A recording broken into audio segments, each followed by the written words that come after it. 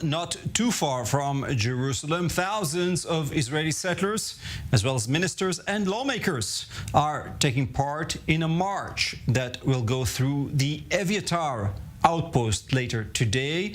This rally, attended by Finance Minister Bezalel Smotrich and National Security Minister Itamar Ben-Gvir, will also take place against the background of the apparent decision not to allow Jews to ascend to the Temple Mount in the last 10 days of Ramadan. Here's Minister Ben-Gvir from the march taking place today, speaking to I24 News.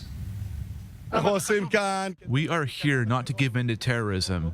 We do not give in to terrorism neither in Evyatar nor in Tel Aviv. If we give in to terrorism here, we will give in to terrorism everywhere in Israel. I see the pictures of having to send soldiers to protect the center of Tel Aviv. Now everyone understands my insistence on why we need a National Guard.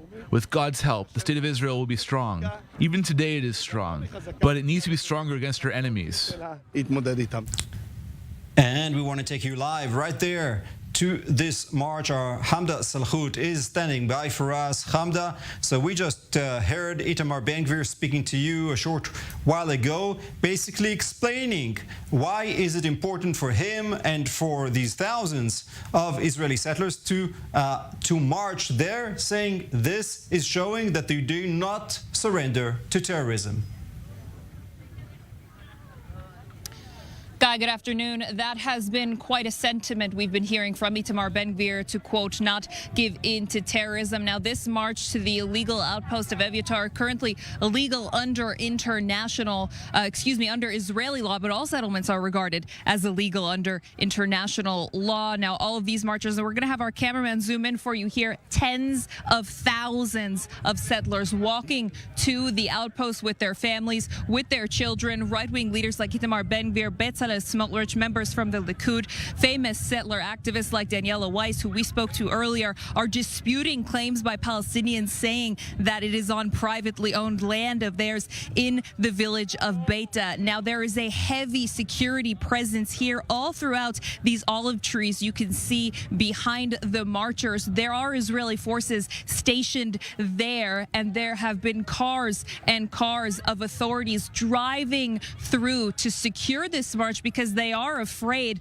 of perhaps something happening due to the magnitude of the march. Now, they're also afraid because the flashpoint city of Hawara is directly behind us to our left. We have seen a number of attacks by Palestinians in that flashpoint town. It sits on Route 60, which is one of the only roads within the West Bank that both Palestinians and Israelis take to get to their respective towns and settlements. Now, Israeli security is also stretched quite thin over these last few weeks, given the security situation from Lebanon, from Syria, from various places in the West Bank and the Gaza Strip. And they have deployed additional forces from all around the country to come and secure this march, even though they are already overwhelmed with the increasing security situation throughout the country.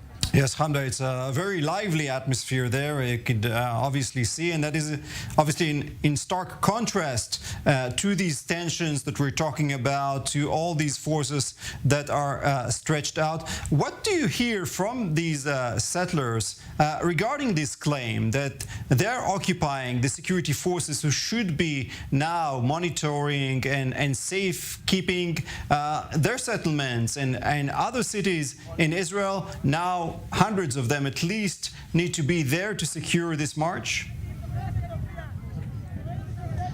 Well, the National Security Minister, Itamar Ben-Gvir, is arguing this case in point when it comes to the implementation and establishment of a new National Guard. Now, the opposition, as well as Palestinians, are saying that this will become, quote, his own private militia of vigilantes, and the greater portion of that other side is afraid of what will come from that National Guard. But Itamar Ben-Gvir says it will be to fight crime within the Arab sector and for an increase in security for those Israeli forces that are already stretched so thin. last week, as we saw Prime Minister Benjamin Netanyahu ordering reservists to come in cities like Tel Aviv to continue to keep people safe, to monitor the situation here. There are also a number of people who are armed with legally owned firearms because the National Security Minister is one of the champions for continuous gun laws and for the expediting of gun permits for Israeli citizens. Yes, and Hamda, we did see some Israeli citizens who managed to save their own lives in Hawara while under attack. So sometimes these do come handy. Thank you, Hamda.